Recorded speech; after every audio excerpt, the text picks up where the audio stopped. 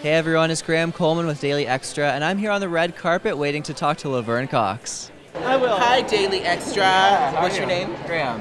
Graham. Hi, Graham. Nice to meet you. Like Martha. Congratulations on being the first openly trans person on the cover of Time. Thank you. How's this journey been for you? Overwhelming. It would happen. I found out about the Time cover on my birthday, May 29th. And what a birthday present. And I had also found out the day before that I was nominated for a Critics' Choice Award for Best Supporting Actress. So that was also a huge honor. So I'm just in a lot of gratitude. I'm trying to sort of be in my body and enjoy it. And it's hard though, because I haven't really stopped going. I've been promoting season 2. I'm shooting season 3. I'm shooting 2 different documentaries. I'm writing a book. So it's good to know that you're in season 3.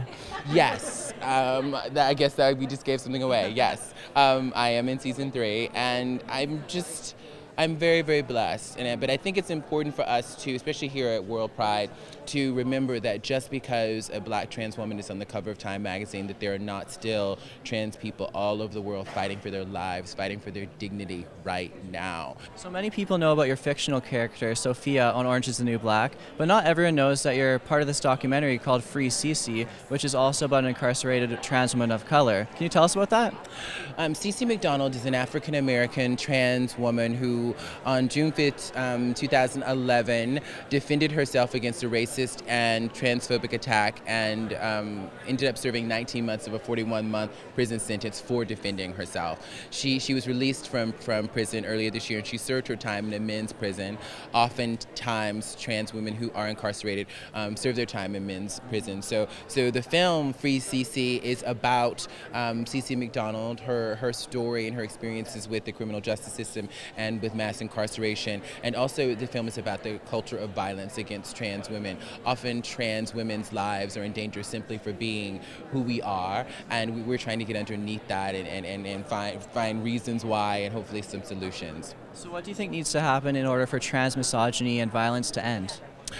Well, I think it really starts with us interrogating patriarchy on a systemic level, so that all of this is, I think homophobia too is really about the underlying reasons for homophobia or patriarchy. So I think we have to begin to challenge patriarchy and challenge the ideas of binary gender, that system is deeply oppressive for a lot of people. Most of us don't fit neatly into a gender binary, and then that we need to begin to destigmatize being trans. And I think so often folks think that trans folks deserve violence simply for being who we are, that we're somehow deceivers, that we're somehow inauthentic, or we're not really who we say we are. So there needs to begin to be affirming conversations about who trans people are, so that we can begin to destigmatize what it means, and then we need public policy to support that. So obviously you're not incarcerated, but do you see intersections between yourself and Sophia and CeCe?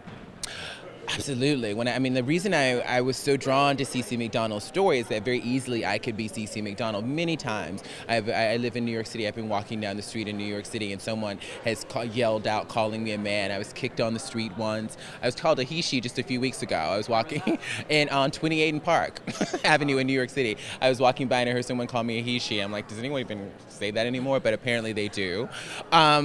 And so often these things can turn violent, and I've seen it happen with far too many trans women. And so I've realized I've often lived in fear. And what's really intense and deep for me now, being a person who's recognized because I'm on this hit show, is that when people come up to me, often with a lot of love, I find myself experiencing it as trauma, because I don't feel safe in public space, because most black trans women don't, because I've been programmed my whole life. I was bullied and chased home from school and held down and kicked and beaten, and so that even talking about it brings it all back. That I often don't feel safe simply because of who I am, and that is the real for far too many of my siblings. So.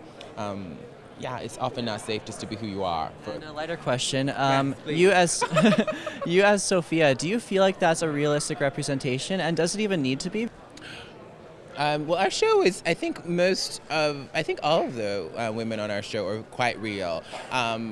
and have a lot of different layers. And I'd like to think Sophia is that way as well, through the writing and hopefully through my performance. I know women like Sophia, and she's based on some women that I know and love. I think at the heart though, Sophia's story is really about her family and really about her desire to be authentically herself and to still have the people in her life love and accept her in spite of that. But she needs to be true to who she is, and she's done whatever she has to do to make that happen. And that is the reality of far too many trans women's lives and trans people's lives in general, that we do whatever we have to do to be ourselves. And I believe people should be celebrated for that and not stigmatized and criminalized for that. Thank you. Congratulations again. Thank you. You have beautiful eyes, by the way. So do you.